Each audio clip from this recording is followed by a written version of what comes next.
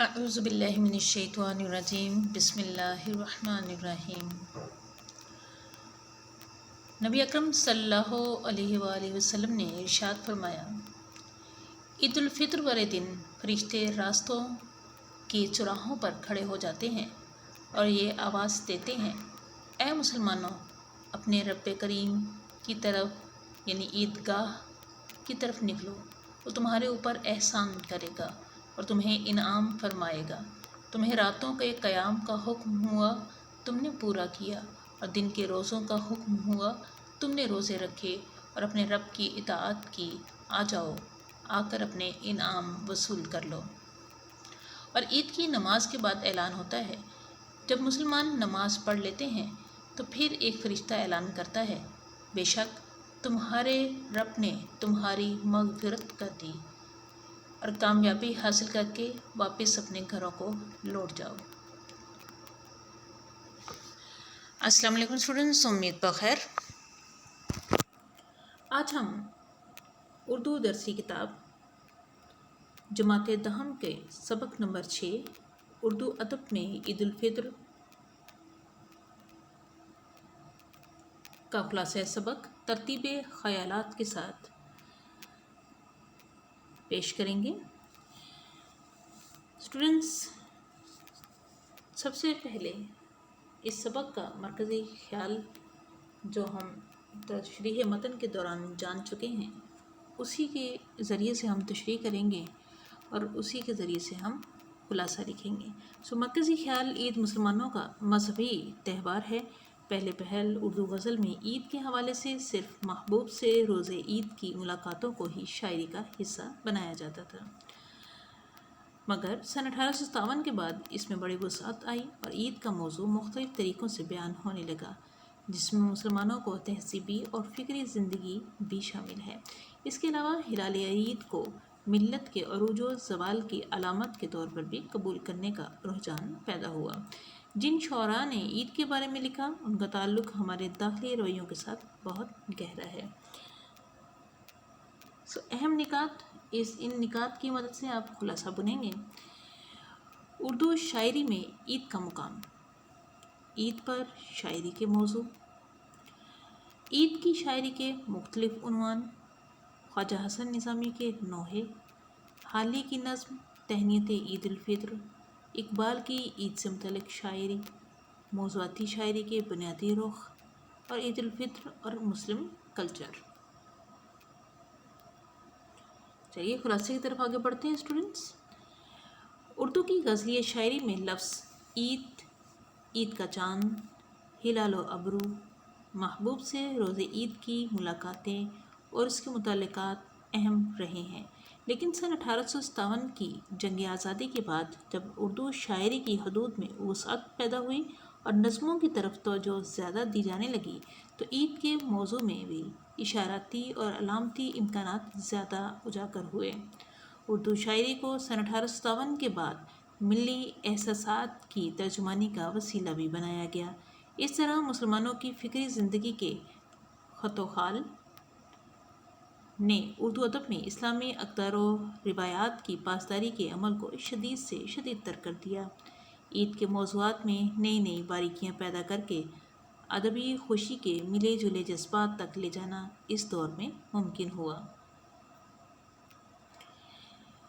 گلدستہ عید میں موضوعات کون سے تھے وہ دیکھتے ہیں۔ گلدستہ عید میں موضوعات صحن عیدگاہ میں ملاقات اور درون خانہ عید ملن تک محدود نہ رہے، بلکہ جذبات کے وسیع تر رقبوں میں لا کر دکھا دیا گیا۔ مسلمان فیشنیبل خاتون کی ڈائری سے چل کر رسول پاک صلی اللہ علیہ وآلہ وسلم کی عید، کنواری بیٹی کی عید، سہاگن کی عید، بچوں اور بڑوں کی عید، دوگانی عید، ترکن ماما کی عید، عید اور قرض، عیدی، گھر کی مالکہ کی عید، رمضان اور خیرات، یتیموں کی عید تک عید الفطر ہمیں متوسط طبقے کے مسائل اور حالات سے منسلک نظر آتی ہے۔ خواجہ حسن نظامی نے دلی کی بربادی کے جو نوحے لکھے ہیں، ان میں دولت و عزت سے محروم ہونے والے شہزادوں اور شہزادیوں کی قسم پرسی میں عید بسر کرنے کا ذکر اہمیت رکھتا ہے۔ اس روایت کا آغاز سر سید احمد خان سے ہوتا ہے، جنہوں نے مسلمان ہند کی عید کے عنوان سے مسلمانوں کی معاشرتی زندگی کی خامیوں کا تفصیل سے ذکر کیا ہے۔ حسن نظامی کے موضوعات میں عصمت رفتہ کی عید کو علامتی حوالہ عطا کرتی ہے۔ یتیم شہزادے کی عید اور عید گاہ ماں غریبہ کوئے طور دینی جذبے کی شدت اور مذہبی امور سے گہری وابستگی کو ظاہر کرتے ہیں۔ الطاف حسین حالی کی نظم تہنیت عید الفطر میں خوشی کے جذبے کی عکاسی کے علاوہ عید کو مذہبی اقدار سے ہم آہنگ کیا گیا ہے۔ علامہ محمد اقبال کے ہاں ہلال عید صرف ہمیں خوشی ہی نہیں کرتا بلکہ ہماری ہنسی بھی اڑاتا ہے۔ یاد طفلی علامہ اقبال رحمۃ اللہ علیہ کو عید کے چاند کی تصویر کشی کرنے پر مجبور کرتی ہے اور وہ منظر کشی والے رجحان کی طرف مائل ہو جاتے ہیں۔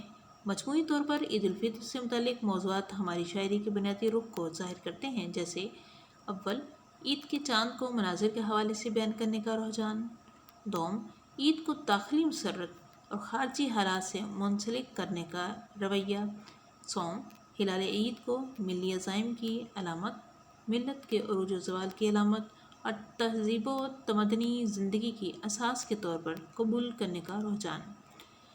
حفیظ جلندھری، عبد المجید سالک اور طالب الہ آبادی جیسے شاعروں نے اس رجحان کو اپنایا۔ اس رجحان نے تخلیقی سطح پر ایک نئی سمت کی طرف اشارہ کیا، جس سے یہ نتیجہ نکالنا بے موقع نہ ہوگا کہ عید کا تصور مسلمانوں کے ہاں تہوار منانے اور اچھل کود کو کلچر بنانے پر منحصر نہیں، بلکہ اس خوشی کا رشتہ ہمارے اقدار میں بھی دور تک جاتا ہے۔ غرض یہ کہ عید کی شاعری ہماری شعری روایات کا اہم اور ناقابل فراموش حصہ ہے۔ اسٹوڈنٹس، اہم ترین باتیں جو آپ نے خاص